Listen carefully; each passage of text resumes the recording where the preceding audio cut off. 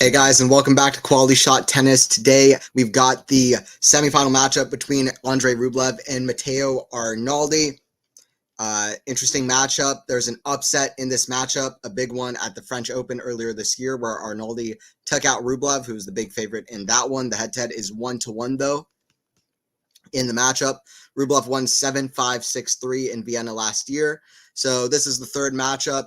Big semifinal. Arnaldi's had a good performance, good run in this tournament. Rublev obviously just took out Jannik Sinner. Rublev's had a really strange year, especially since Dubai. It's mostly been a bit of a bad year for Rublev. Definitely a bad year for Rublev. He did get a title in Madrid, and now out of nowhere, he's again on a big run in a Masters 1000 tournament in the semifinals. Rublev does seem to play the Masters well, so that's kind of what's going on. How are you guys doing? Hey, what's up, Zara? Good to have you in here. Hello, Tom. Hello. What's up, Ghost? Vamos Rublev. Yep. Vamos.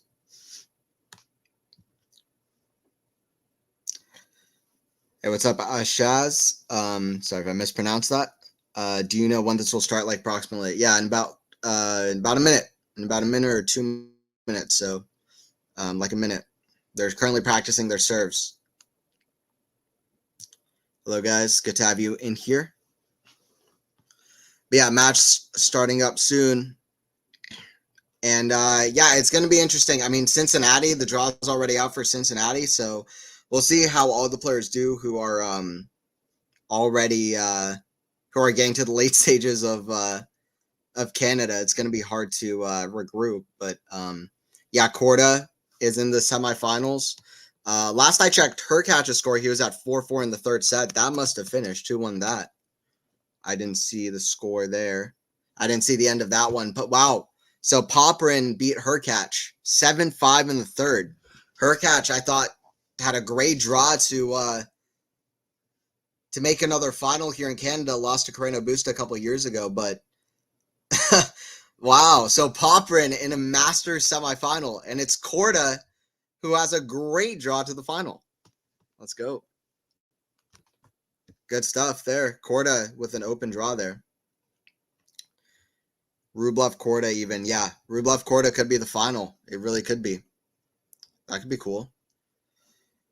Wow. So Korda, I mean, listen, that could be cool. Korda just won his first hardcourt title in Washington, which is unbelievable that he had never won a title on hard courts before that. He had won a clay court title, which is kind of ironic because grass and hard courts are better surfaces for him. Clay's not bad either, but grass and hard he seems to be better on than on hard court, than on clay court, I should say. All right, Arnaldi to serve here first. First serve goes long. Second serve here from Arnaldi. Forehand of Rublev, the backhand of Arnaldi, that goes out. Love 15.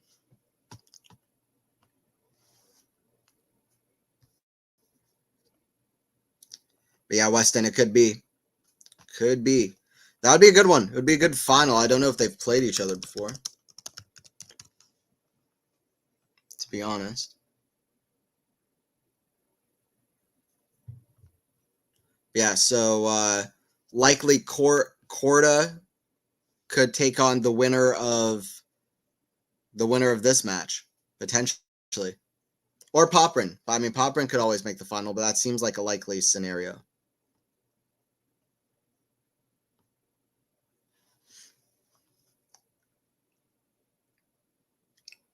I mean, imagine it's Popyrin versus Arnaldi in the final. That'd be really crazy.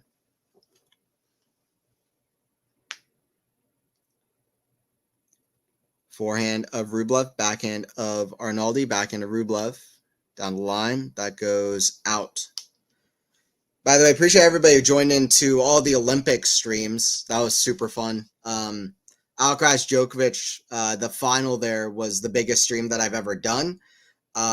Actually, it became like the biggest stream I ever did like yesterday. It has like 33,000 some views, so I appreciate everybody who tuned in for that. It was a giant stream, and it was super fun. It might be my favorite stream I've done. It's up there, one of the best, I think.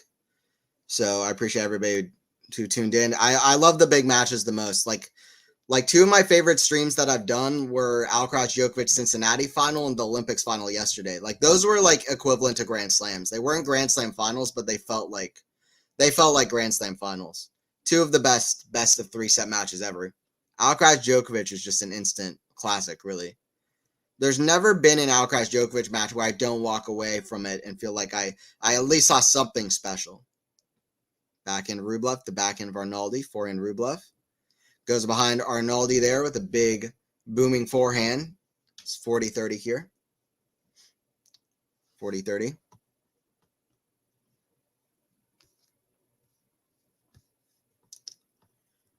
Yeah, I haven't gotten a big chance to watch a lot of the Canada stuff, to be honest, because I've been very much so focused on the Olympics. That's taken a lot of my focus, so but I'm excited to watch more. I'm very excited about Nisimova reaching the final in Canada. American women, they're doing really well in general. I have no idea what's going to happen in Cincinnati. Feels like Wimbledon, Olympics, and Canada were so unpredictable for the WTA side, you know? So I don't know. I don't know what's going to happen. I'm probably going to do a draw predictions for Cincinnati, though. I haven't done one in a while, but I want to do that.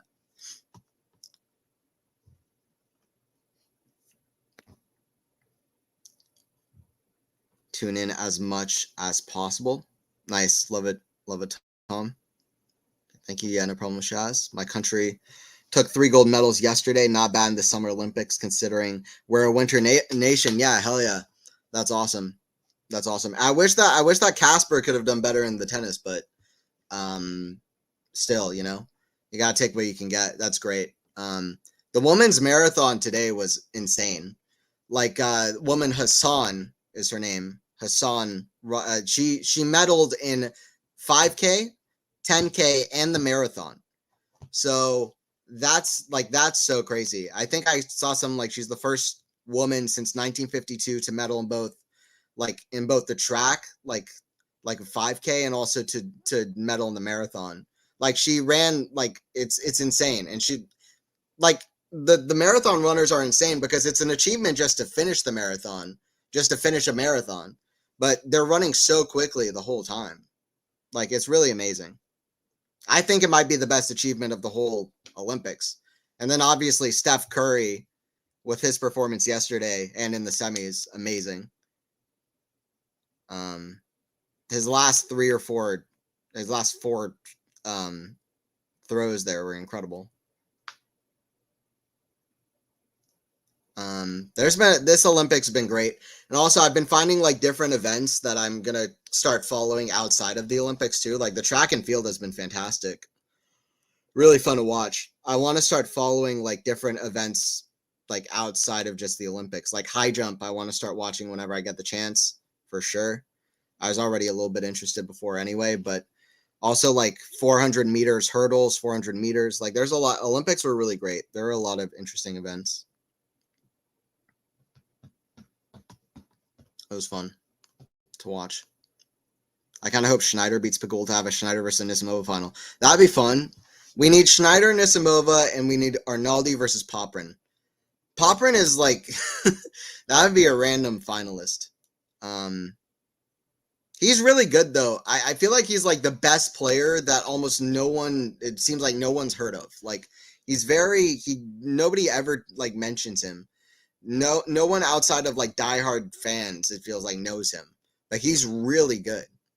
Challenged Djokovic, obviously in Australia, beat Wawrinka and Umag to win Umag last year. Like, he's really great. So I'm not that surprised to see him in a semi. I'm surprised to see him in a semi. That's not fair. But his level is there. He just hasn't really. He doesn't have the resume to back it up. But I guess something's come together for him. But I am surprised to see him in the semifinal. But he is really good. All right, 40-15 here for Rublev. We're still early stages.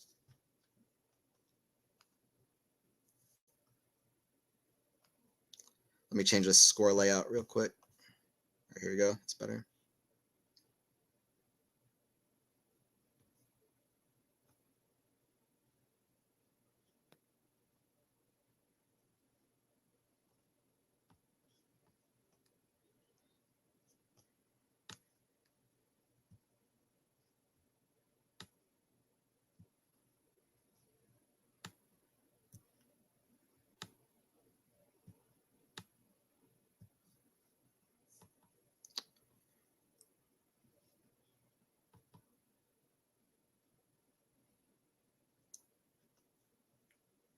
Still early stages, but some chances for Rublev now.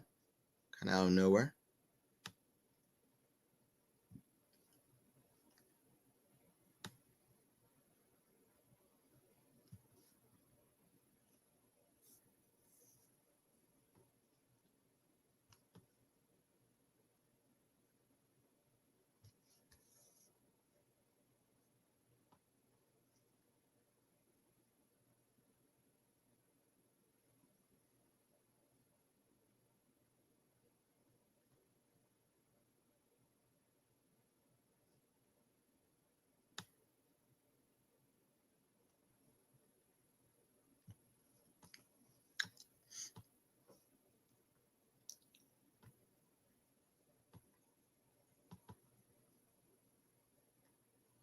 All right, here we go. Some chances for Rublev here.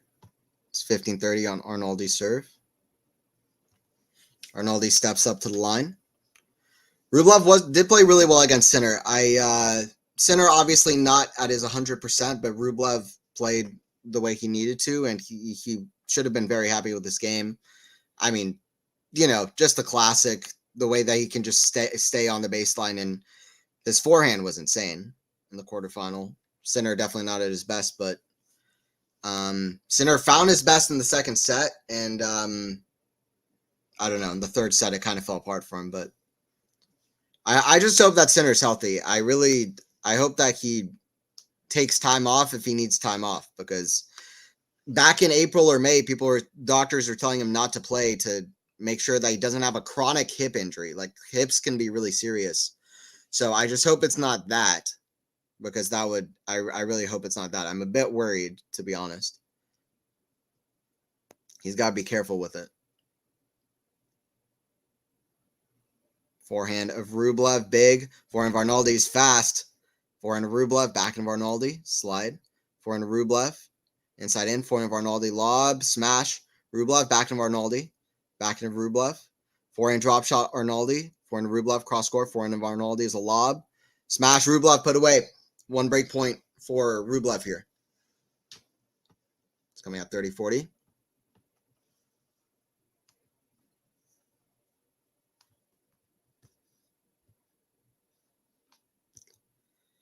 No one would watch Arnaldi versus Poprin. Yeah, that's true. There wouldn't be it wouldn't be a packed crowd for a final, to be fair. Rublev said he's been working on his mental health. He even had Murat Safin visiting for that. That's interesting. I mean, it's important in everything. It's important for him just as a person, not just an athlete. So that's good. I'm glad to hear that. I mean, I felt like he needed a break, honestly, from tennis. Like, even like a half a year break or something. But if he can figure it out, then all the power to him. Forehand of Rublev, back into Arnaldi, back into Rublev. Forehand of Arnaldi is a drop shot. Rublev gets there with a get. Backhand. It's in the net. It's a great speed from Rublev. He's not known for his speed. He shouldn't be, but he didn't give up on that one. And that's why he leads 2-1 with an early break. Trying to get to, I actually don't know how many Masters finals Rublev has been in. There's been a lot of rain in Canada this week. So they're currently trying to figure that out. And some players are having to play 2 matches in the same day. Nishikori had to do that. Korda is going to have to do that after playing 3 sets versus Zverev. So Rublev's he's looking for his 6th Masters final. He's lost 3 and he's won 2. He's looking for his 6th Masters final. Nice. Summer at play. Love it. That's what you have to do. Lie to tennis fans about your mental health so you can go back to being a bash god unencumbered. Yeah, I mean, I hope it's not the case. But can you explain the scoring system? Yeah, the scoring system. Yeah, so yeah, it's they play 2 out of 3 sets. Every single set, first to 6 games. Win by 2. Every set is win by 2. If you get to 6-6, then you play a 7-point tiebreaker. And then I can explain that if we get to that. But you play this complicated, unnecessary tiebreaker at 6-6 to decide things, and it's 2 out of 3 sets. So in every set, first to 6, win by 2. 2 matches in 1 day for Sinner was unfair / insane. Yeah, that's true, Rennie. It's unfortunate, but I mean, other players had to deal with that too, not just Yannick. It's just, yeah, I don't know. I don't know what else they could have done. It's not been a great tournament weather-wise. I mean, when I was down in Atlanta, we had the same thing, where the weather, it was raining every day, and it just made the schedule impossible. So, but yeah, it's unfortunate. I feel bad for Yannick as well. Well, everyone starts with love. Yeah, and then so every single game is first to 4 points. Love, 15, 30, 40. First to 4 points. Then, and then if both win 3 points, then you tie at deuce, and then it's win by 2, basically. Anyway, that's the scoring system.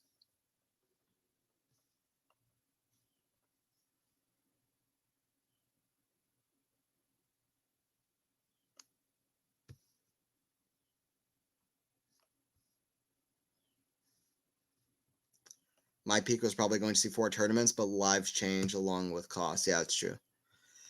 Tennis tournaments can be expensive. No doubt.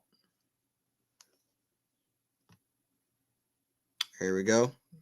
Rublev up 30-15.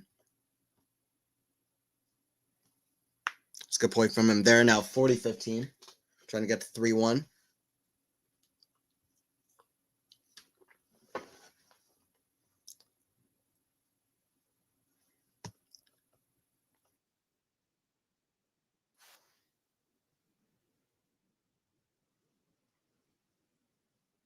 Serve goes wide.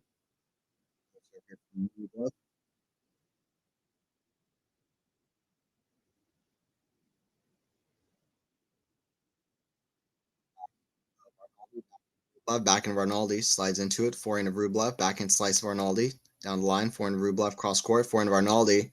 Now, a lot of sliding on these hard courts. That goes out. Arnaldi is so athletic. Arnaldi is somebody to watch out for. Popperin, I am surprised that he's in a semifinal. Arnaldi, I am anything but. I've been predicting Masters quarterfinal runs from him all year this year. All year this year, I've been predicting that he's going to have some run out of Masters. So I'm not surprised. He has the talent to be in this stage. I don't think it's the last semifinal from him either. Now, I don't think he's going to start being a top 4 player in the world within the next year or something. Like, I don't think he's going to start reaching semifinals every time like Sinner, Alcaraz, Djokovic. But I don't think that this is his last semifinal at all. He's so good, Arnaldi. I think he's gonna be a top 20, top 15 player for a while, potentially. We'll see. We'll see how his career unfolds, but I think he has that in him. There's so many good Italian players. It's so crazy, honestly. Like even Zapiri, who a lot of people don't know. Like people are gonna start to learn about him. Matteo Bellucci, who I got a chance, he's a very great player. I got a chance to watch him and interview him in Atlanta, and he is phenomenal. So many good Italian players, and they seem to all have this really great work ethic as well. So, yeah, I'd watch out for all of them.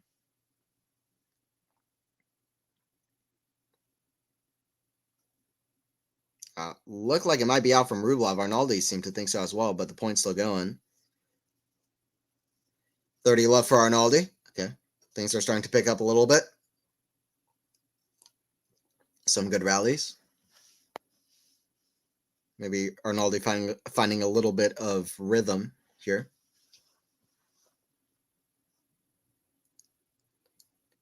Forehand Rublev, that goes wide.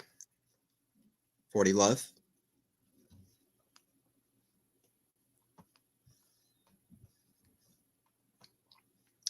I'm happy for that as well. Andrey's one of my faves.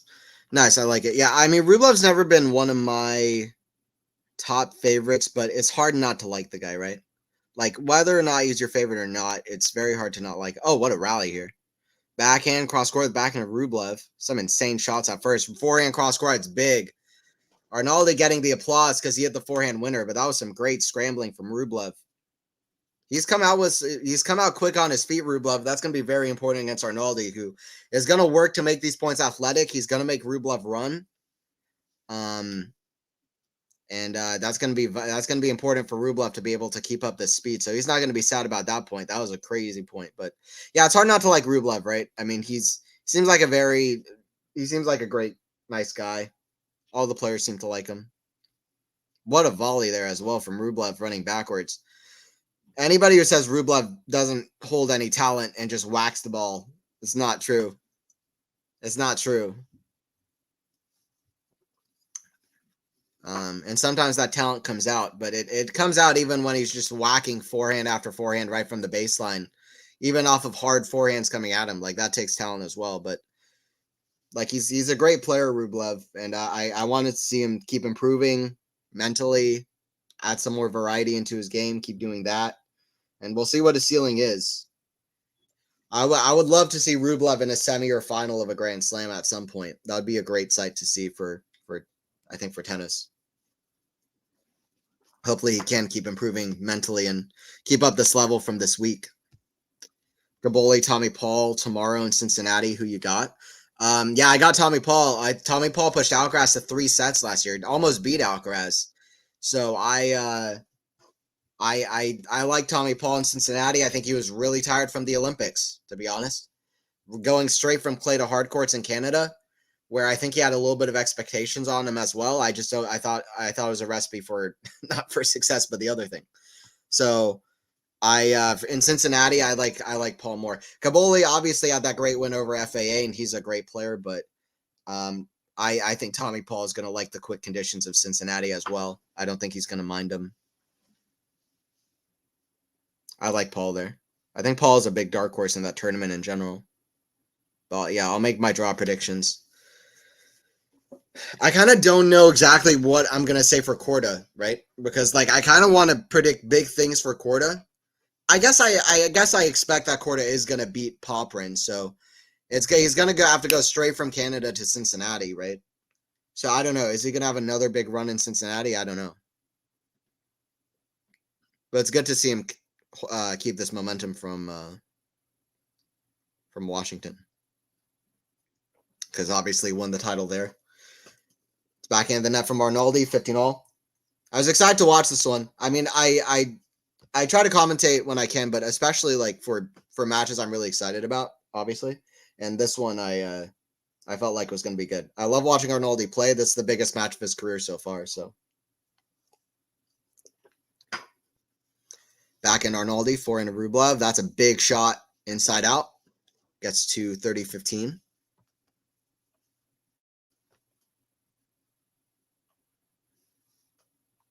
Yeah, the Italians are stacked. It's insane. Italian men make babies with Czech women. We'll have a whole new generation of tennis savants. Yeah, it's the Czech woman it's the Czech for the women's side, it's the Italian for the men's side, which is crazy. Forehand of Rublev, the backhand of Arnaldi, forehand of Rublev, inside out, backhand of Arnaldi, forehand of Rublev, backhand of Arnaldi, backhand of Rublev, backhand of Arnaldi, cross court, backhand slice of Rublev, that's in the net. 30-all. Good hitting from Arnaldi. I felt like in the last game he picked up his level. Let's see what happens. This is fun to watch on TV, but I will be honest. At Atlanta Open, it was really great to watch the tennis in person and really see things as they were happening. Definitely want to do that more.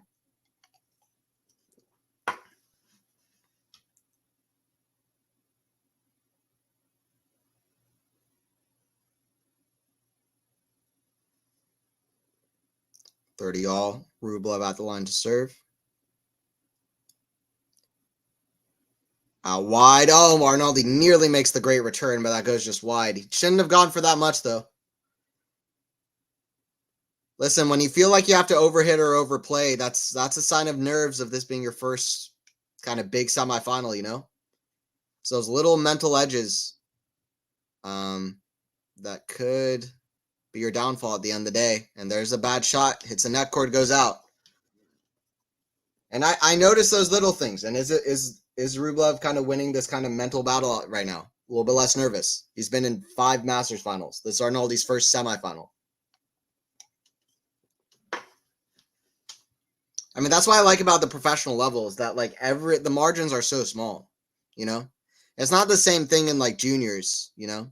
Like in juniors, like somebody will have just like no idea how to hit like, you know, a backhand or like a backhand cross court. Like at the pro level, everybody hits forehands, hits backhands great. It mostly comes down to much smaller things, and that's why the mental game can play like an even much bigger role.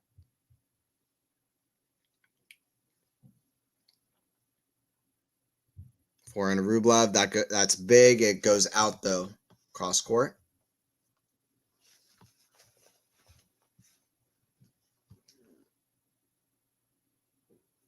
$15 love for Arnaldi.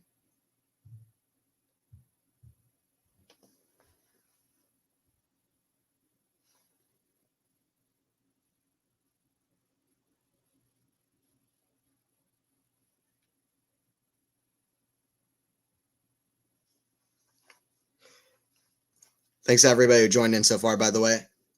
And I'll be here till the last point of this one. Backhand. Yeah, just doing a little bit of a play-by-play. We have people sometimes asking if like this is a stream of the match. It's not, but it's me like it's just commentary and a watch-along play-by-play, which is me kind of calling out exactly what's happening and reacting to it, talking about it. Hopefully adding some kind of level of something to it, excitement or insight or something. But just watching the matches.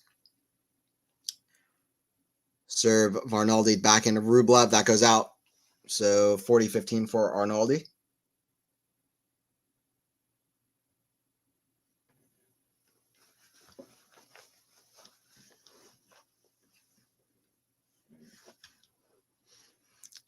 By the way, since the Olympics just finished, what was your like?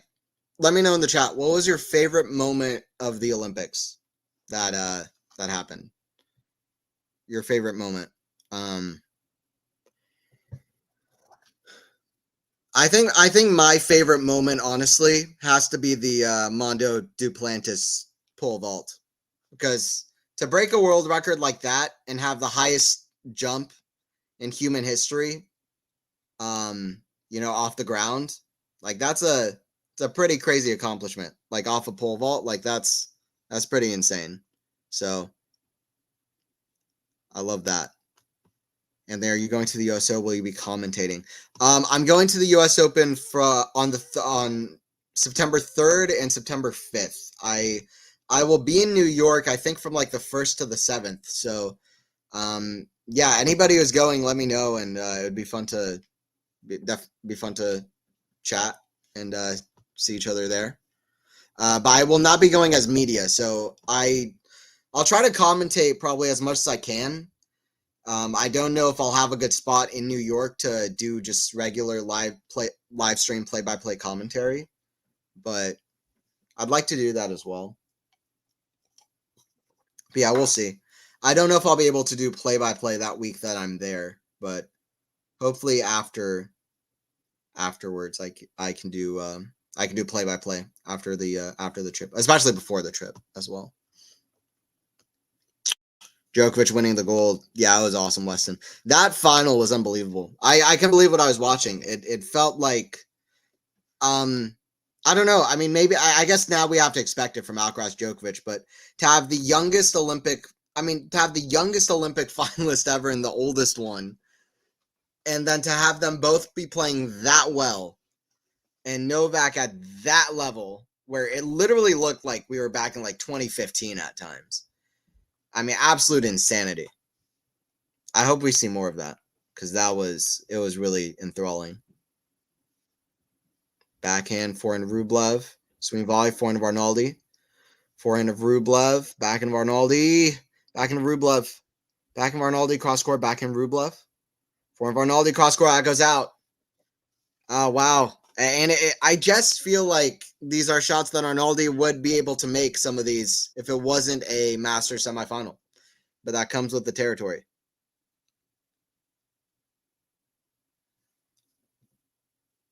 Serve here from Rublev now. Big serve, backhand. That goes out off the return. 30 love for Andrey with the big shots.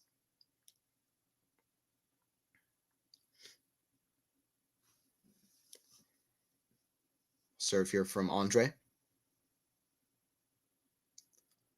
Forehand, that's in the net from Arnaldi. That's not a good return at all. I don't know if Arnaldi has figured out this return of serve at all, because there are a couple of very, very weak ones.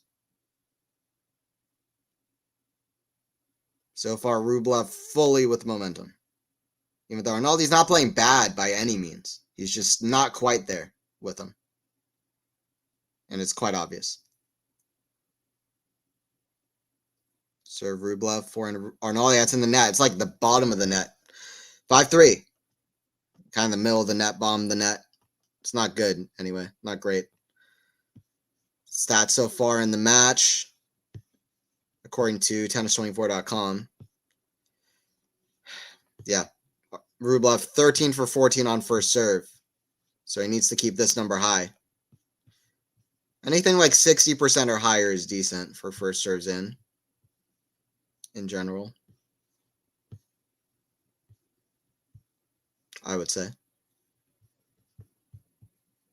Like for Rublev in this match, he especially wants to keep that even higher.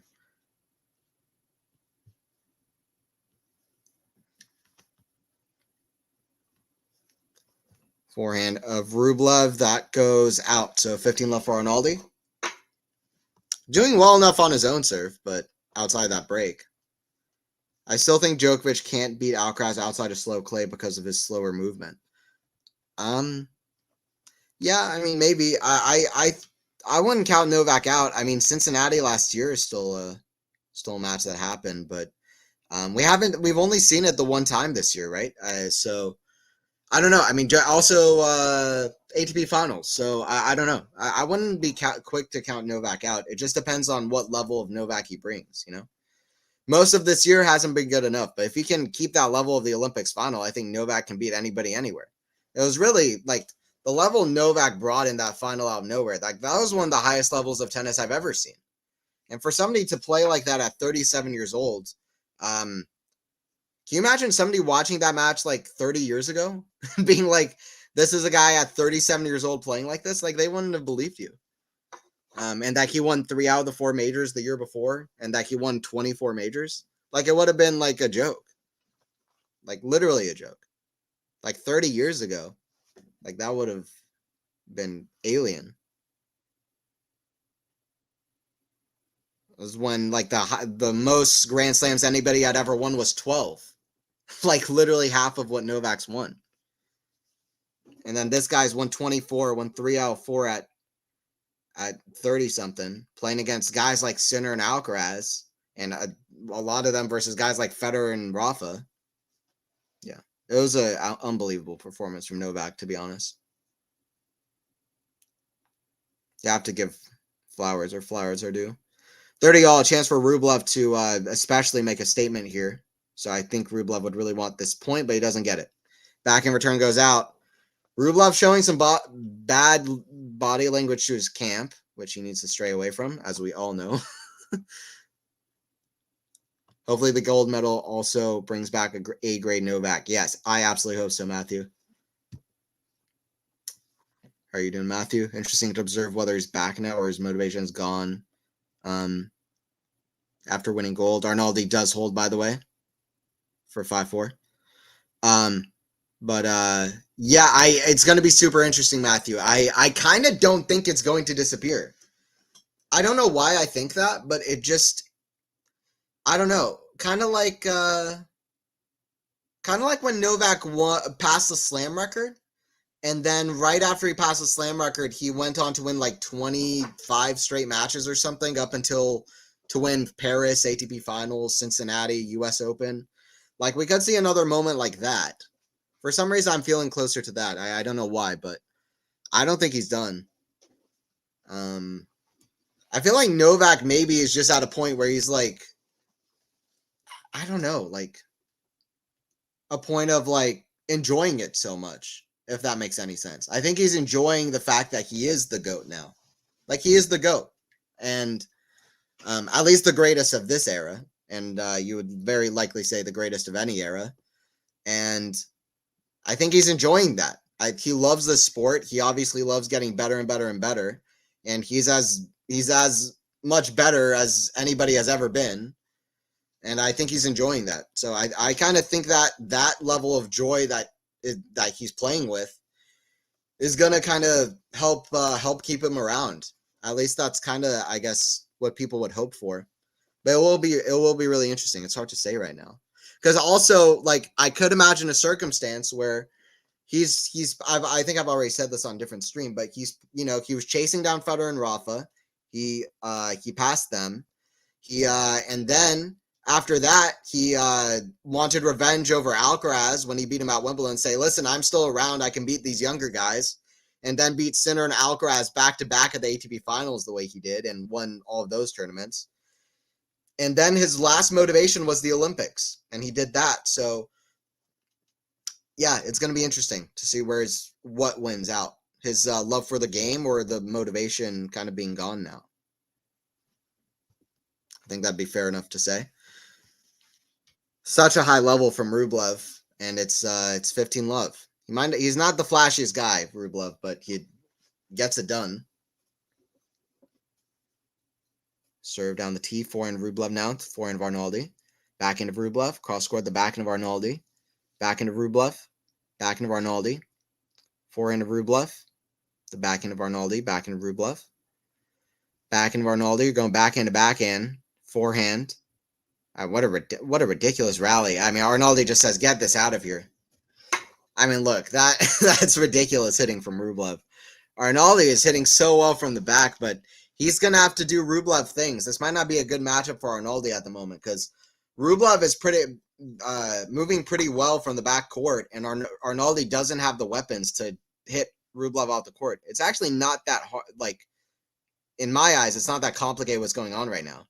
Just Rublev is too consistent with his aggressive hitting, and Arnaldi doesn't have enough weapons to Rublev. That's it, really, to really finish points against Rublev. That goes out off the forehand inside out. So 30-15. Hey, what's up, Sean? The more I see guys like Nadal and Murray struggling, I do think it's better to retire on top. I respect both ways. That's my favorite thing about sports, is that is personality. Personality in sports, everybody has a different way of going out. It's what makes retirements to me interesting at all, you know? Like, retirements to me wouldn't be interesting if it wasn't like for me to see how do people want to go out, you know? Like, what makes them an athlete? What do they want? Like, if the end of your story, you want to like encompass what the story was altogether, like who you are as an athlete. So to me, what's interesting about people's retirements is what it says about them. And Murray loved playing for his country, and these crazy comebacks that just so happened really were an amazing way to end his career. I think, like, he had saving 5 consecutive match points in the match tiebreakers that he did against Nishikori and Daniel. Like, what a crazy thing to happen. And then obviously against Gilles and Vliegen as well. But I'm so happy that those two things happened because it felt right for Murray to end it off that way. But yeah, I think everybody's got a different way. I respect both. I definitely respect people who go out on top as well. I'm not going to lie. But I think I respect it even more maybe if people play longer, but it just depends on the athlete. Respect either way. Backhand, that goes out of Arnaldi, and Arnaldi has not figured out the return of serve, and Listen, Arnaldi's not playing bad, but he's going to have to, I don't know. He's just not quite there with Rublev right now. So Rublev, big favorite in the second set as well. Stan definitely needs to retire. Yeah, I mean, he's not winning a whole lot, but I mean, these guys love to play as well, you know. People like to say it's all about winning, and it's really not at the end of the day, I think, for a lot of these guys. Like I think Monfils just loves to be out there, and I mean, he's still playing great at times. I think he's out of the top 50 now because he did really well in Canada last year, had that great 3-set match versus Yannick in the quarters, so he's losing those points. But listen, I mean, if you could hit a one-handed backhand like Stanislas Wawrinka, I don't think you'd ever want to retire. Same thing with the Gasquet. So I think that's why they're not retiring. That's why Dimitrov is going to want to keep playing for a long time because it's so fun to play like that. Speaking as somebody who has a one-handed backhand, like, why would you want to retire? Like, it's fun. And even if you play tennis afterwards, like, you're not going to get the same big crowd. So, I don't know. Whenever people say that, I think it's easy to lose sight of the fact like this is their lives, you know, and that they enjoy it. So I think players should play for as long as they enjoy it. Yeah, I agree. And that's what I mean. That's what it comes down to, like, personality. Like, how long do they enjoy it? Like, do they enjoy it even if they're not top 10 in the world? Do they enjoy it if they're not top 100? Do they enjoy it if they're not winning Grand Slams? Like, Steffi Graf retired after winning the French Open, I think. Like, and Bjorn Borg retired right after he dropped to number 2 in the world. So, you know, it just depends. That's what I mean. Like everybody could retire as soon as they, like, stop being at their best. But look at Roger Federer, right? Look at Federer. The dude stopped being at his best in 2009, really. And okay, I mean, I know you can have the things like like that's a popular argument for people saying like, oh, Djokovic didn't have to beat prime Federer. I'm not saying that. I'm just saying like Federer stopped being at his best in like 2009, and then he won another slam in 2012 Wimbledon. Then he didn't win another slam for 5 years. If he retired in 2013 when he barely was winning matches, he wouldn't have won 3 slams and been world number 1, you know? So, like, you never know. Like, Bjorn Borg, he probably would have ended up with, like, 20 majors or something. But he retired early. Or at least, like, 15, 16, you'd have to think. But, that, like, everybody has a different way of going about it mentally, how much they enjoy it. And maybe Borg would have never won another major had he kept playing because he just couldn't, I don't know, couldn't stand the fact that he wasn't world number 1.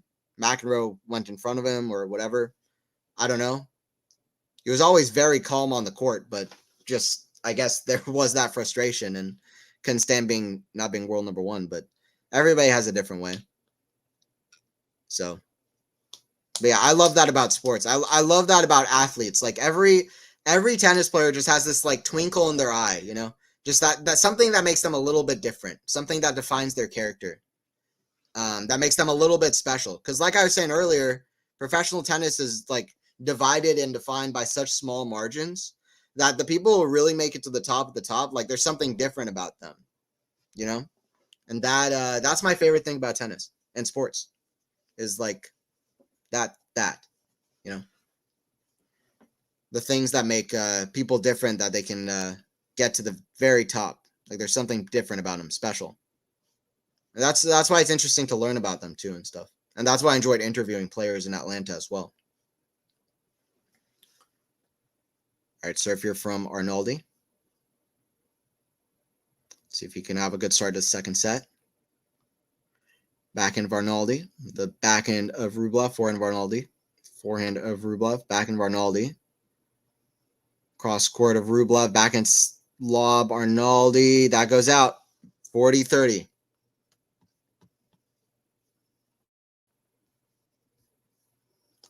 Borg came back in the 90s, but it was a joke. Yeah. I mean, he wasn't himself then. He wasn't himself then. I mean, I think Jimmy Connors played till he was like 46 or something, but he wasn't quite at his best at that point. Wow, huge backhand Open stance sliding shot from Arnaldi there with a huge shot down the line, gets to 1-0. These new guys are ridiculous. Huge fan of this new generation coming up, you know. You know, people like to poke on the young guys and say that they're whatever, like, oh, tennis is dying, like once Federer and Nadal, but like honestly, like I have my instinctually I want to be the same way, honestly. But if I like honestly, what more do we want from this new generation? Alcaraz is insane. Yannick is also insane. Maybe not quite as flashy as Alcaraz, but he's also insane. And then you have guys like Menzik and Arnaldi who are just like sliding on hard courts at ease and are flashy and fun to watch. And you have a guy like Arthur Feast, who's a great shot maker and brings the crowds in. Same thing for like a Ben Shelton. You've got Sebastian Corda, who's hits the ball super clean. You have a guy like Fonseca, who's also in Prismic, who are also very athletic.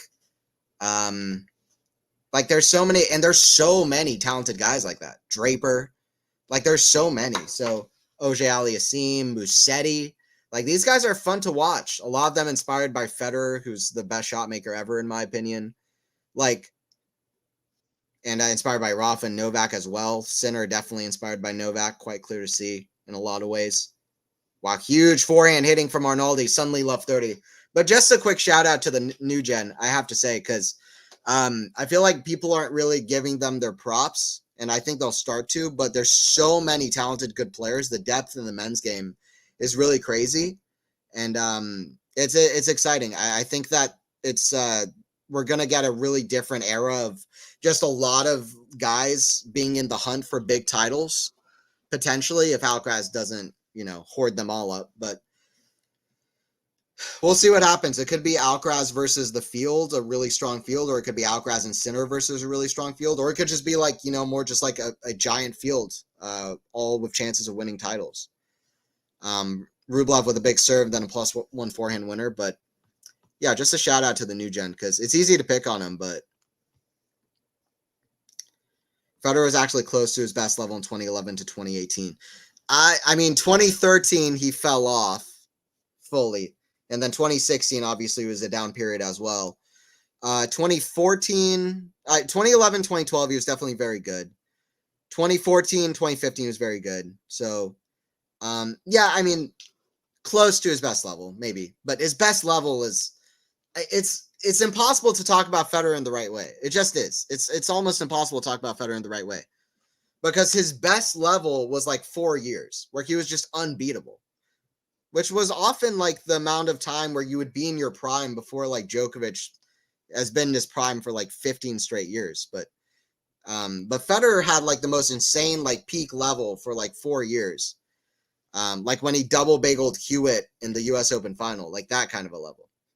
Another great serve from Rublev down the tee. I feel like the return of serve for Arnaldi is going to be his downfall here because he has not figured out that return of serve. And those were some good clutch first serves from Rublev.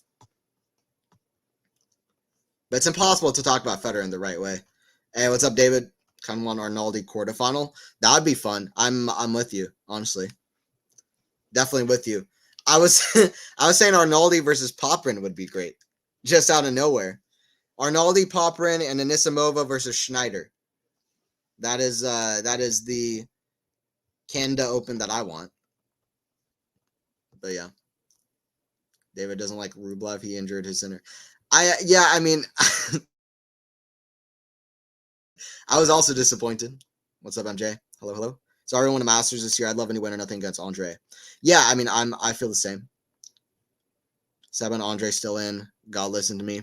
Nice. Poprin's still in too. Rain, no. Is it raining? No. It is raining. I see one rain spot on the camera, which is how I know. Okay, now there's more. No. It is raining. Canada, I mean, come on. Can somebody just like bring a roof over, you know? Can we build a roof real quick for the tournament? Well, I feel like it would be quicker to build a roof rather than to wait, like to wait out this rain. Or can we like finish the tournament in Cincinnati?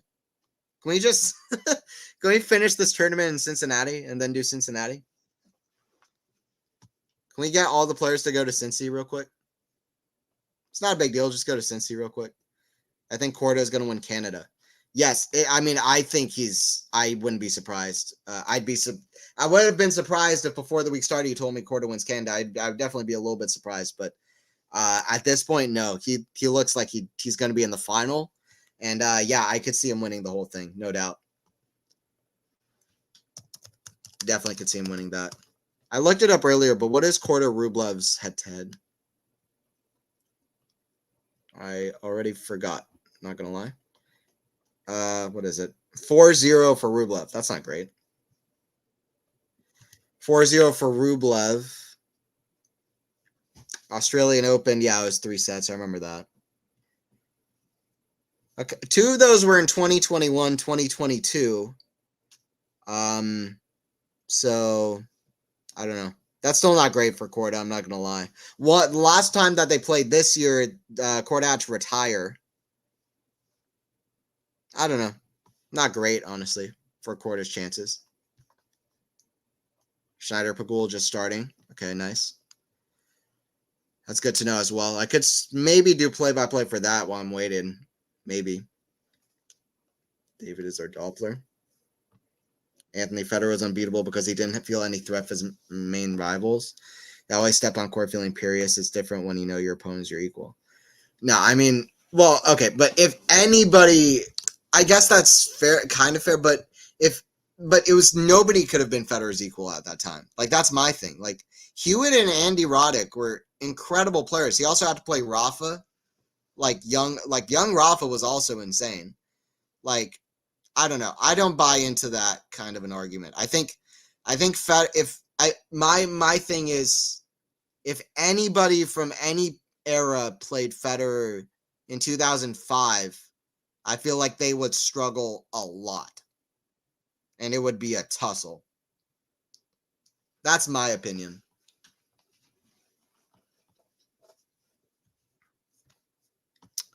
Korda has a bad head-to-head. Yeah, 4-0. Yeah, it is bad. Against top 10. Does he? I guess that's true. Like, he just beats Zverev, so. I don't feel like we've seen the best of him yet, though, you know? So, Korda should be, like, a top 10 player. Like, he really should be. That's what Djokovic said last year, too, in Adelaide. Like, I feel like we haven't seen the best of Korda yet. We're seeing his best, like, mental game matches recently, where it feels like he's really locked in. So, hopefully he keeps that up. Like, in the Netherlands, when he got to the grass final, that was great. Just winning Washington, very good as well. Saved a match point there as well. I feel like he's improving, and I hope that he can. I mean, he's already broken the top 15 in the world for the first time. I hope he can get into the top 10. I think that we're going to see both Jack Draper and Sebastian Korda. I think we're going to see Korda in the top 10 next year, and I think we're going to see Draper in the top 15 next year. I think that both of them are going to remain in the top 15 in the world. That's my prediction. I think Draper is going to make top 15 next year. I think Korda is going to make top 10, and both will remain in the top 15 for the next foreseeable future. Like 10 years, maybe even.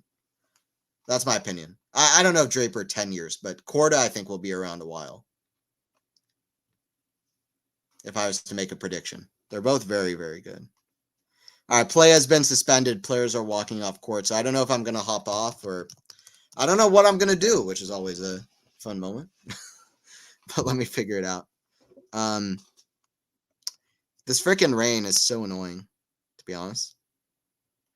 It was annoying in Atlanta. It's annoying in Canada.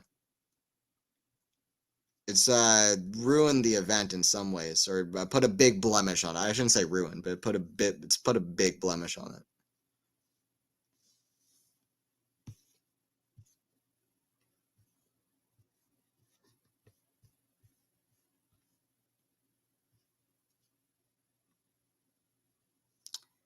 All right, let me see what I can do here.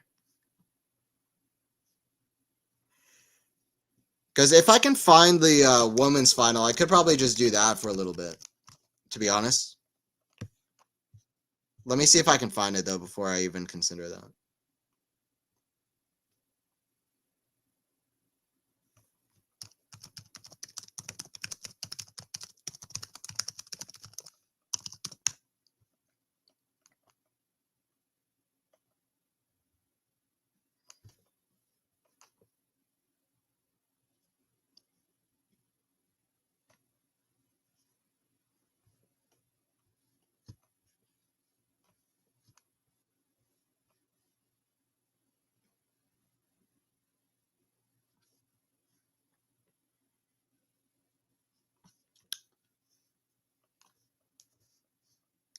For me, this Canada tournament is always a chance tournament, even pre-tournament. Sinner's injury late in form, Alcaraz, Djokovic not being there, and also just after the Olympics. Yeah, it's true. If anyone's going to win a maiden Masters right now, but obviously it's a big opportunity for another big title for Andrey.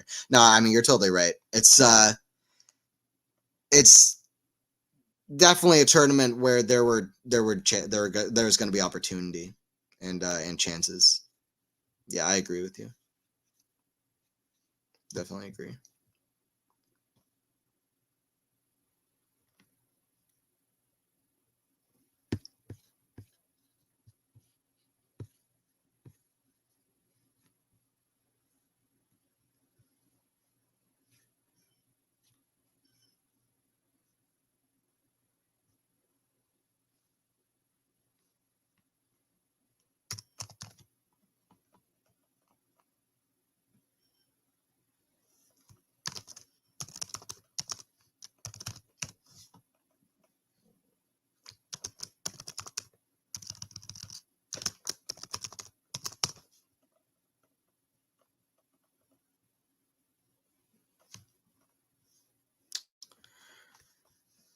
Just like Djokovic 2015, 2023 was better than Djokovic 2011, despite how dominant was 2011. Federer 2015 was better than.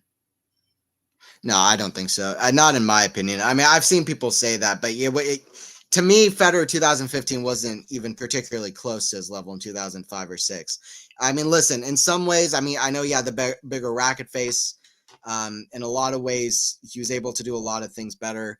He was improving in a lot of things, adding different things to his game. But I mean, he was so quick on his feet and so explosive and just in full control of every shot on the court in 2005, 2006.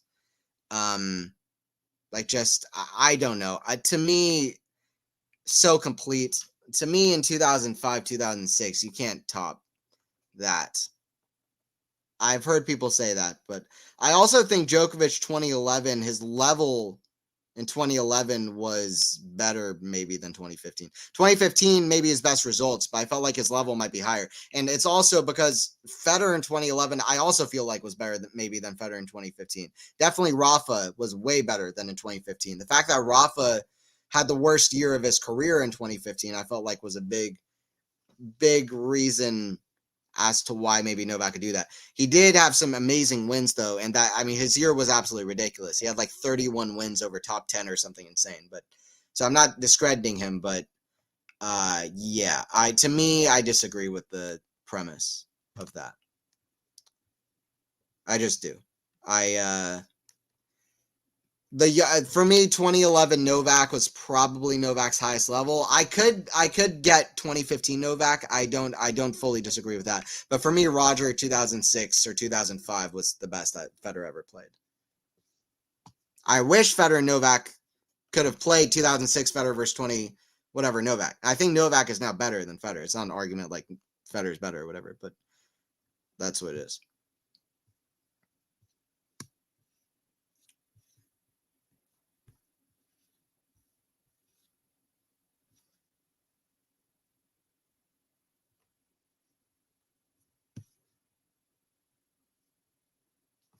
All right, yeah. So there's a rain delay, so I don't know how much longer I'll stay on here, but let me read what the rest of what chat said, and then I'll see. Let me read what you guys have said. Go Andrey. Nice. Young Rafa's all legs. Way easier to beat than 2010's Rafa. Oh, no, I agree. I mean, well, Rafa was very good early, but yeah, 2010's Rafa was definitely way better. But I still don't think it was an easy opponent by any means. Korda definitely going top 10. Yep. I agree with Sean. He's crazy good. Anisimova and Korda remind me of a lot of each other. Like, they both had so much promise for a long time. I hope Amanda can finally find that, because I'm just going to say it. To me, she should be one of the best players in the world. I know she hasn't reached that potential at all, but when Anisimova straight-setted Coco Gauff like 6-2, 6-2 at Wimbledon that year and got to the semis of the French and nearly made the final at, like, what was she, 16, 17 years old, and beat Osaka from down match points and has like one of the best backhands on tour when she's at her best, and it can just hit winners from everywhere. Like, to me, Amanda has one of the highest ceilings on the tour. I think she could be one of the best players in the world. I don't know what that means, if that's like top 10 or 15 or 5, I don't know. But so I hope she can finally find that, because that's what I've been waiting for to do. For all the hate JPEG gets, imagine she defends her 1,000 here. Would love Anisimova to have a great final, though. Yeah, I'd be happy either way. Huge fans of both Pegula and Anisimova. Turn this around and defend Canada would be huge for Jess. Absolutely. It'd be great for her year. I'll be ecstatic either way. I'll be really happy for Pegula, who I'm a huge fan of, and I'll be a huge I'm not gonna lie, Amanda is one of my favorites. I'll definitely be rooting for Amanda, just because, for her, she'd be in the top 35, 30 in the world after being outside the top 100. Like, for her to have a tournament like that, it would be career changing. So even getting to the final is already amazing. But Anthony Federer always went on court feeling superior and never doubted himself. It's different when you doubt yourself, and he would have versus another GOAT. He had to doubt himself versus Rafa. He had a losing head-to-head versus Rafa. So whenever he would play Rafa, he did doubt himself. That's not. That's a very simplistic statement. It's not taking into account a lot of factors. Like, it's not. Like, Federer had a problem playing Hewitt at first. He had a problem playing, and he's playing the best athletes in the world. It's not like, Novak has become the greatest of all time through the best competition ever. So Novak is a better example of somebody doing it, but Federer didn't have any say over who he's playing. To me, if you could play at that level that he did at that time against players as good as Leighton Hewitt, because remember how good Hewitt was as well in 2004, like that says something about how well you can play. Like, it was demoralizing to play Roger. Like, even up to like 2019 when he beat Novak in straight sets at the ATP finals at 38 years old. Like Federer was an insane level, and he beat Rafa and Novak tons. To me, I look at Roger's career as he did things that nobody had ever done before, and I think you have to take that into account. If anything, that's his best case for like a GOAT argument that not enough people bring up. But I don't think there really is an argument anymore for anybody outside of Djokovic. But for Roger, like, Sampras had the most slams at 14. He was the first to get to 20. And he got to 17. He wasn't chasing anybody. He just played some of the best tennis that ever been played to that point. And got to 17 slams. Nobody had done that to that point, So to me, you have to take that into account. Absolutely. And also longevity. Like, Federer was the first guy to get to world number 1 at 36 years old and win 3 slams and all of this. So to me, that's like the thing I would say about Roger. Schneider 2-0. What happened? Yeah, there's rain right now. We'll see what happens. Looks quite windy in Toronto. Schneider playing much better in the condition. Just a bit lost with shot selection, in my opinion. Okay, love it. Yeah, I can't access that match for some reason on laptop. I could on the TV, but yeah. All right, I'm gonna hop off for now. I'll be back when the rain stops. But I'm gonna hop off for the moment being, and I'll see you guys when the rain stops. All right, I'm gonna hop off. See y'all.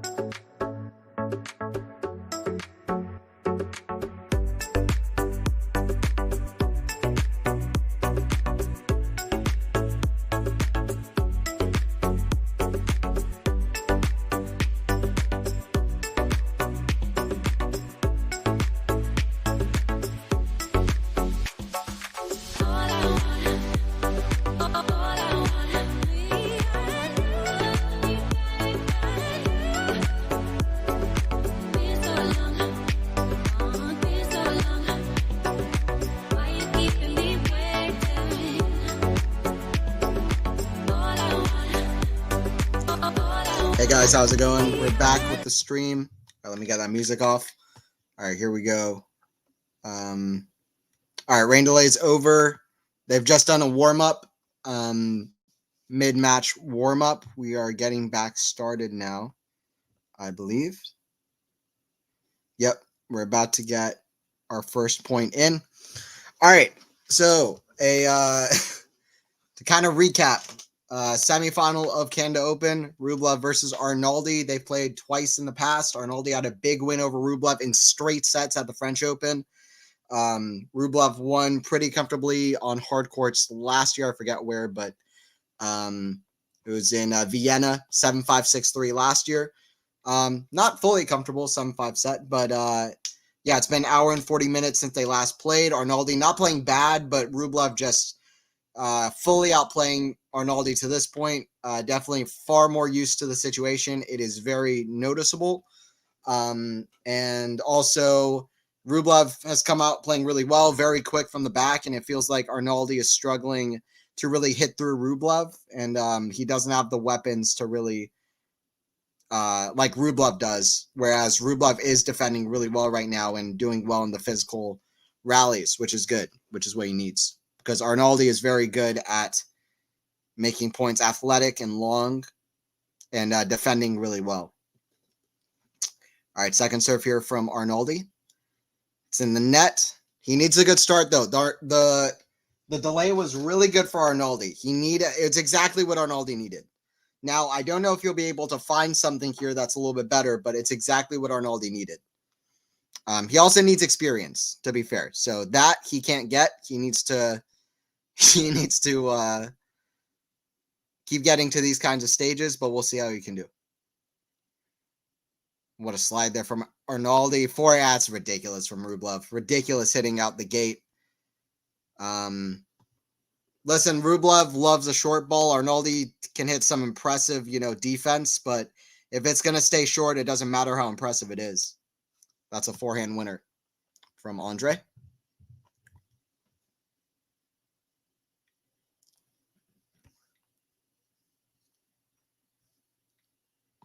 Yeah, welcome in Dutchy. Welcome in Naked Eyes as well. Hello, hello.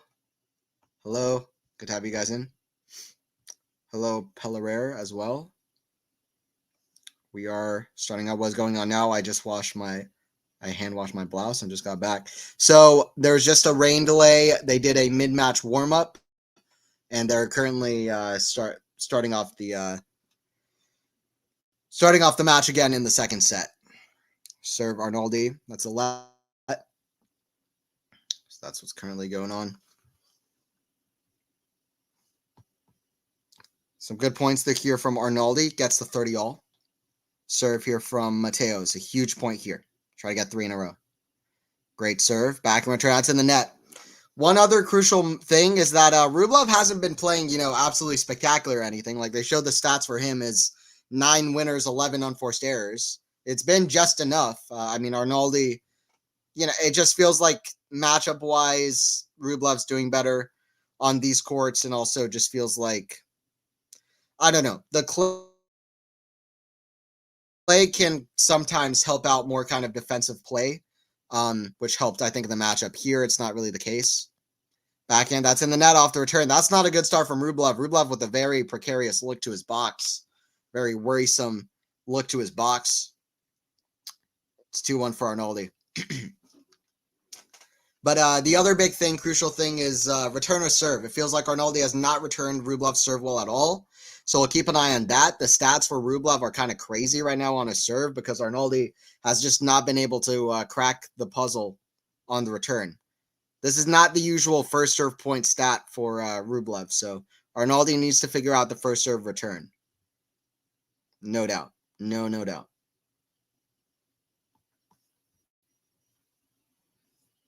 Yeah, came back just in time. Hell yeah. Love it. Glad you could stop by. Rublev is not happy. No, you can see it in that look, right? It's all in the eyes. He gave a freaking death stare to his box. I'm melting in 83-degree Fahrenheit weather up here. Tell me about it. That's what it's... it's been so freaking hot. Yeah, yesterday was blazing hot. I did some like sword fighting actually in the in the heat yesterday. Just we made these like pretend like fake swords, and I practiced some sword fighting, and it was so hot. Let me tell you what, that is a workout if you've ever done that. And it is Georgia is ridiculous. But that was fun. But it is too hot. It's like 90 plus degrees every day. I hate it. Anything that's like 70 or over, can we just stop? You know? But especially now that like the Atlanta Open is over, like great kind of, you know, I have very little reason. I don't know. Like that's another reason for me to like move to somewhere other than Atlanta. I mean, I have friends and family here, which is great, but the weather here is just not for me. I'd like to travel around at least to other places, look at other tournaments, and do other stuff. It's pretty hot in Southern California. I wonder what my electricity bill will be. Yeah, it's the worst, for sure. I appreciate you using some of the electricity bill to watch me right now. I appreciate that much, but that sucks. I appreciate everybody who stayed through the rain delay, because it would be very easy to just forget about the stream altogether. So everybody who kind of stayed through, I appreciate it. Backhand of Rublev, forehand of Arnaldi, forehand of Rublev, volley of Arnaldi. Rublev's going to be there. Oh, he hits it right back to the forehand volley, though. That's kind of a bad play from Rublev. I'll tell you what, that's a little bit what Arnaldi was doing in the first set, where it just felt like his shot decisions were like slightly off. And it's sometimes a sign of nerves. Margins are so small. Rublev had that down the line open, but anyway. Let's see. Maybe Arnaldi comes back here a little bit stronger, mentally a little bit looser. He needs that. He's not a mentally like weak guy, Arnaldi, at all.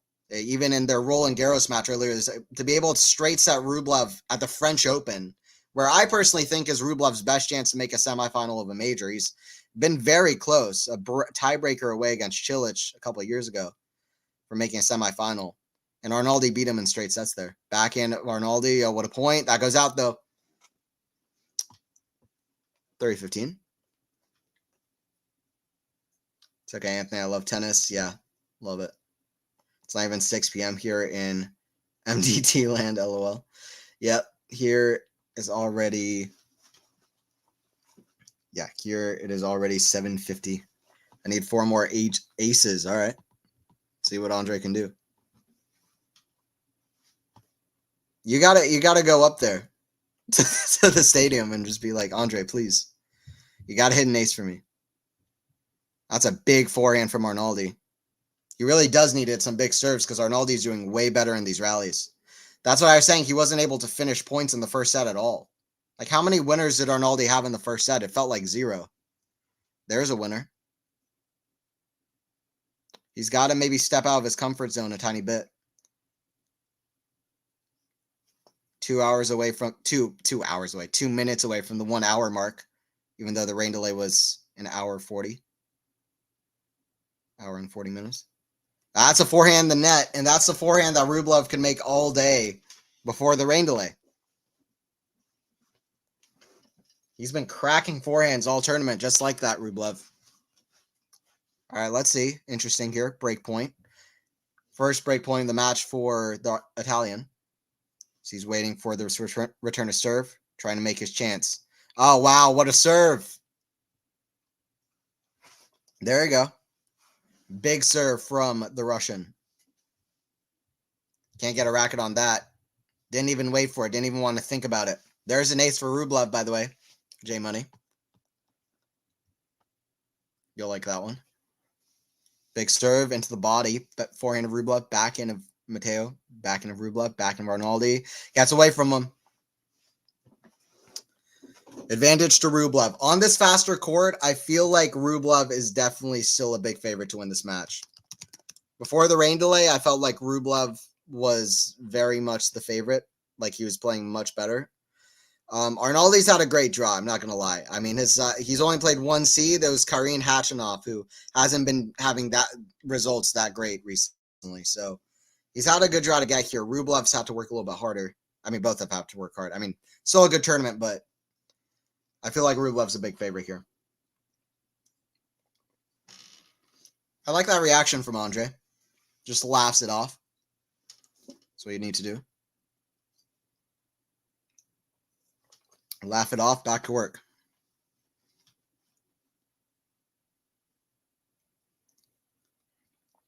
Backhand slice for Arnaldi. Forehand of Rublev, forehand of Arnaldi. Oh, what defense. Forehand of Rublev. Backhand, Arnaldi's there. It's in the net, though. This guy's movement is insane. I don't know.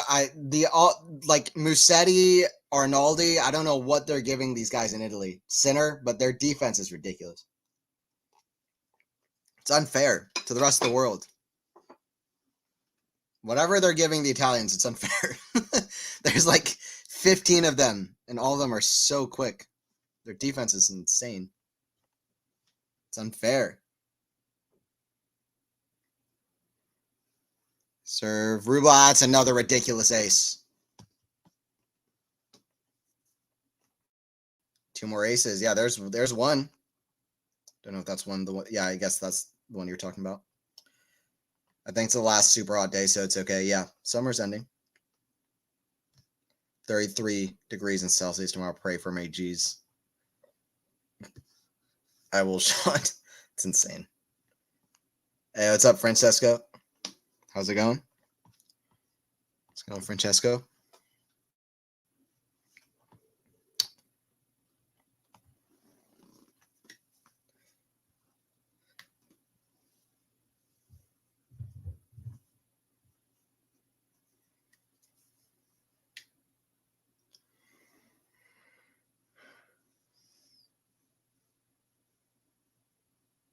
Serve of Arnaldi, backhand of Rublev. Forehand of Arnaldi, forehand of Rublev. Now, there's so many good young players and good young Italian players, and I mean other countries as well, young French players. Let me know, if we go 5 years into the future, who are the young guys that you have highest on your list, who you think will be the highest ranked? Like, of the young players, 3-5 years from now, who are your top 5? Who do you think will be the highest ranked players? Oh, what a shot from Rublev. This is ridiculous. Offensive Rublev, way too much for the defense of Arnaldi. Rublev is just a machine. Short balls, eat him up. Beat him up.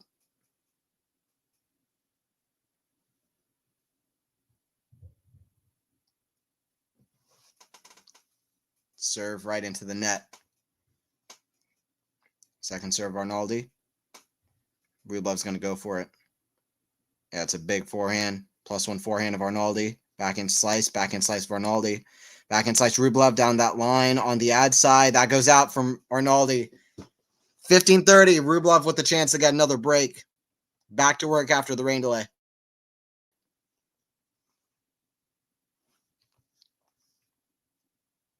We've got some pretty good food indeed. That must be the reason. Yeah, I guess it is. I mean, no, I love Italian food. That must be the reason. And get a lot of carbs with Italian food too. It'd be good for a workout, good for tennis.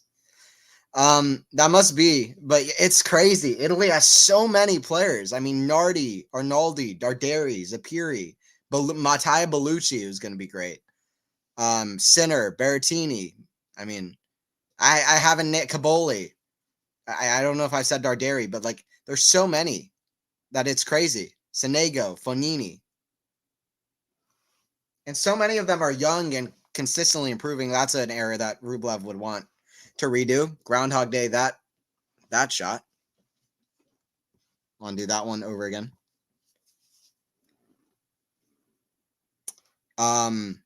Yeah. So Francesco, who are the top 3 Italians you're most excited about? That's my question to you. I'm curious. Of all the players playing, who are the top 3 you're most excited about? But it's so crazy. So many good Italians. Matteo Bellucci, watch out for him.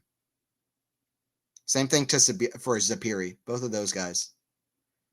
Not that heard of right now, but you'll hear about them. Oh, wow. Rublev, very frustrated. What happened there? Wow. Wait, hold up. The computer. So they just showed the computer and it showed an out ball. Now I'm confused. So was that shot that Rublev's pointing at, was that out? Are we not? Is this not automated Hawkeye? I'm gonna be fully honest. I just haven't watched enough of Canada this week. I've been busy watching the Olympics. Do we have automated Hawkeye or is it challenges? Here we go. Serve Arnaldi. Forehand of Rublev. Backhand of the Italian. Forehand. Attacking that backhand. Forehand of Arnaldi now. Backhand. Arnaldi keeps getting another ball in, but it's not going to matter because Rublev, brutal. Rublev just consistently taking steps and steps further inside of the court. It's not a good sight to see if you're looking to your opponent on the other side. So much great Italian food. Yeah, absolutely. I think it's almost 2 a.m. Not here, not gonna lie. That's awesome. Savage. Are you gonna do? You're in Europe, aren't you? No, I'm in the United States. I'm in America, Georgia, in the United States. Yeah, people in Italy here are pretty enthusiastic about tennis at the moment. It's pretty awesome. Did Italy get a gold medal? Yep, Musetti came in third at the Olympics. Yes. Also on the women's side, women's doubles, we had Sarah Irani and Jasmine Paolini. So Italy did really well despite Yannick not being able to play. So it was good stuff. Good to see. Wow, Rublev gets the break. Rublev gets the break on another break point there.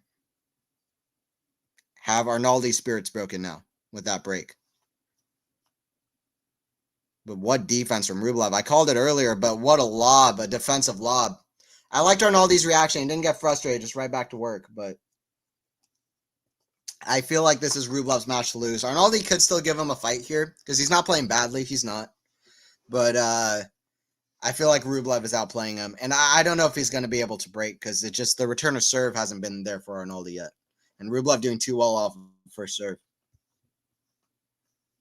He did great. Absolutely. Musetti deserved a medal. He deserved something for the summer that he's had. I mean, he played, in my opinion, the best match that I had ever seen him play against Djokovic at the French Open, despite the results. To go up 2-1 on Novak the way he was playing was unbelievable. That was the match of the year maybe so far, outside of I don't know, one of the matches of the year so far.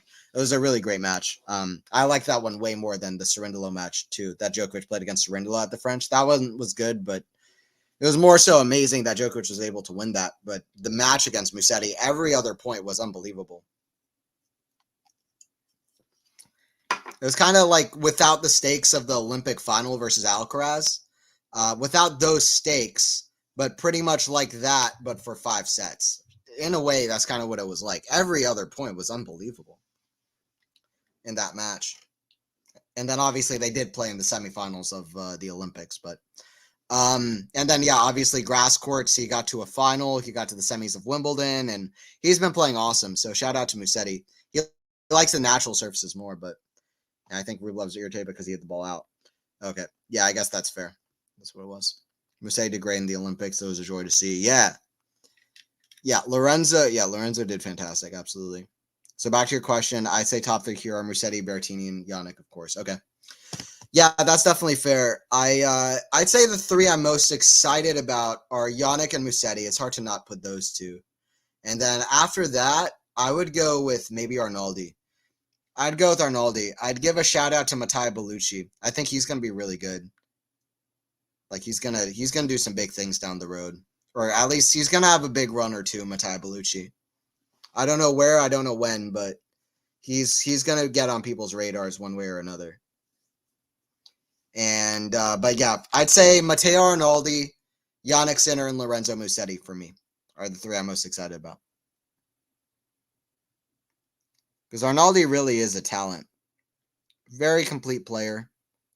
But still consistently improving. Knows how to win.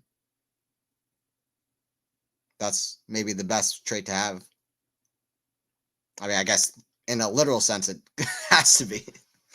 But being just naturally having the winning muscle and being able to put yourself over the line and know how to get the wins, even in close matches, is great. And he's already got that down. Backhand slice off return into the body. Forehand to Arnaldi. Oh, it's ridiculous. Oh, it's out. That was a great attempt from Arnaldi. He's so close, Arnaldi. This semifinal, to me, and I can only speak for me. I am the one commentating. For me, this reeks of Arnaldi's going to get back to the situation. He's going to play a better match. I don't know if it's going to be in 2 years, 3 years, or maybe even in Cincinnati. I don't know. But to me, it feels like he's going to get back in a big situation. He's going to find a way to do a little bit better than this. He's close, Arnaldi. But Rublev's better. I mean, I saw Arnaldi Rublev match at this year's Roland Garros, and Rublev got pretty mad, so I see why Rublev is pushing hard now. Yeah, that's fair. What happened to Sinner? Yeah, hip problems, naked eyes. Really worried for Jannik. I'm not going to lie. Really worried for Jannik. Because here's the thing. In April, May, doctors told him to be careful and not play maybe because he could end up with a chronic hip injury. So he's got to be real careful. I don't know if it's the same injury, but he was feeling bad with the hip in his quarterfinal against Rublev. So my big hope is that is not really what it is, and that's not the same injury from there. Because the last thing I want is Sinner to have this kind of career, man. I want him to be playing for 10, 15 years. I want him to play slam finals versus Alcaraz. I want him to win majors. I want him to win Masters and be in semis, quarters. Like, this guy is too good. I can't have it be this kind of a career where he, I just can't. I can't have that where he gets injured and has an injury career. I don't want that. Almost like Del Potro-esque. Actually, really similar to Del Potro. I don't even want to think about it though. Hopefully, that's not what it is, because I got worried just knowing about that. And he's already saying I'm going to play Cincinnati. I just hope he's taking care of the body above anything. I would rather he take a break for the rest of the year as long as his body is good. So hopefully that's what he does. Gosh, it's terrible. I'm sorry to hear that. Best wishes to him. Yeah, absolutely. For sure. Best wishes to Jannik. By the way, thanks guys for all the appreciation of Italian tennis. It makes me happy. Yeah, no problem. You gotta appreciate it. I mean, it's pretty crazy. Francesco, I don't know if you saw it, but I got a chance to interview Matteo Bellucci, really talented Italian player coming up, which you might know about him as well, probably, but he's coming up, and I got a chance to talk to him in Atlanta, and he was awesome. Just the nicest guy you could imagine. And he's a great player as well. Played a great match there. So you can check that out on the channel, like a 6-minute interview, one-on-one with Matteo Bellucci. It was really fantastic to speak to him. So, right after he beat Adrian Manarino in Atlanta, which was probably one of the biggest wins of his life. So it was an honor to speak to him. Serve here, Arnaldi. It's in the net. Second serve here from Arnaldi. Taking a lot of time because he knows if he loses this point, then it might just be about it. What a return from Rublev. Came out of nowhere like a whip right back to him. Like a freaking whip. He was way out of position on that return. Rublev said, hey, it doesn't matter. I'm going to crack a forehand 500 miles per hour from anywhere. Break point for a double break. Rublev, I mean, this is the weirdest season I've ever seen for a player. Rublev.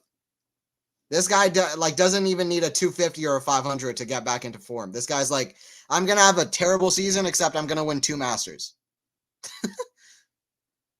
Wow, what a return. That's in the net from Arnaldi. 5-2. This is Rublev's match now. It's got his name written on it. Arnaldi's going to develop a lot still. He's got the potential to be great. I agree. Totally. Oh gosh, it's terrible. So Jannik withdrawing from the Olympics was a big deal here for Italian press and public opinion. Yes, I heard a lot of people say a lot of things. Some not very nice about Sinner, but I mean, the guy just couldn't play. I mean, I mean, people know Francesco. Yannick is my favorite player, to be honest. Like, when I'm commentating, I stay unbiased, but it is what it is. And yeah, I feel bad for Yannick. He too many people are counting Yannick out. If he's healthy, he's going to be a problem for a long time. That's great. I've heard of him. I'm actually new to this channel. I had no way of knowing. Okay, awesome. Yeah, everybody who's new, please don't forget to subscribe as well. We do a lot of live streams like this. I streamed the Olympic final, which was nuts, between Alcaraz and Djokovic, and that got like 30,000 plus views, my biggest stream. So, yeah, definitely glad you're checking it out. Agreed. Take care of his injury. Sinner needs to listen to his body. Exactly, 100%. Yeah, I appreciate that, Jera. Hey, what's up, Peaches? How are you doing, Peaches? Sinner's a great kid. Yeah. Yeah, Sinner's awesome. People in Italy are really putting way too much pressure on Sinner. Like, whatever he does, he's under a spotlight. Yeah, I agree. He just won Davis Cup. Like, I don't know why, like, so much the people are doing that. Like, the guy just won Davis Cup, and I mean, I can't speak as an Italian, but I'm just like, to me, I just feel like Yannick has done so much already. Like, I feel like people in general are like, Yannick needs to do this. He needs to win 4 slams. People are urging Yannick to be Alcaraz and not letting him have his own journey. The guy is insane. He's already achieved so much, but just give him time. What a shot from Rublev. He's playing video game tennis right now. 4 irons, ridiculous. Put that all over tennis TV. This is ridiculous. This is why this guy has been top 5 in the world, because who else can do that? This guy's sliding way out of position, hits a huge forehand, and then he hits a huge forehand cross court. Almost Novak-like in the way they can find depth from the deepest of positions in the court. Like, the most ridiculous spots in the court, he can still find depth himself. Absolutely ridiculous. That's a return into the ground. This is easy now for Rublev. This guy's playing straight out of tennis elbow. Just hitting huge forehands just out of whim. Out of his freaking imaginations. Just out of his dreams. Just cracking forehands from everywhere. That's what he was doing against Yannick, too. It seems like a nightmare to play against. Backhand's not bad either. Forehand now. Huge. The forehand of Arnaldi. Backhand. I mean, it's a joke. This guy's Rublev's in the zone suddenly. I feel like this version of Rublev could just, like, beat anybody in the last few games. Arnaldi obviously doesn't, he's not really doing much to hurt Rublev at all. He's giving Rublev too many short ball opportunities. But triple match point for the Russian to get into another Masters final. Great sights for Andrey, who's been struggling so much. People have really been worried about him, and that goes out. Andrey Rublev into another final. 6-4, 6-2 over Matteo Arnaldi. Job's not finished, but a good performance from Rublev. He's into another final. He'll take on the winner of Korda and Popyrin in the next round. Could very likely be a Rublev versus Korda final. We'll see what Popyrin has, though. I don't like to count out players, and especially Korda. This is his first time, I think, he's trying also to be in his first Masters final. So you never know, but. Yeah, I mean, what a performance from Rublev. We'll see what he has for the final. I appreciate everybody tuning in for this one. Good sights to see Rublev back at his best. Shout out Arnaldi, because he's done well too, but Yannick's already considered like the greatest Italian tennis player of all time, so that's where all the noises comes from. Yeah, but he's already achieved that, so I think people just lay off, honestly, off of Yannick. He's done well. Yeah, thanks, Dutchy. Appreciate you guys. Appreciate you, sorry. Appreciate you, Dutchy. Don't know what I'm saying. I appreciate everybody watching. Thanks, Francesco. So great achievement for Arnaldi. It was his first ATP 1000 semi. Yeah. Yep. See you later, Peaches. I know you just joined in, but anyway, hopefully you can catch more of the next one. 6-4, 6-2 for Rublev. Good performance. Played really well at the end. If he keeps up that level, it will be tough for Korda or Popyrin in the next one. I'll see you guys at the next stream. Have a good one.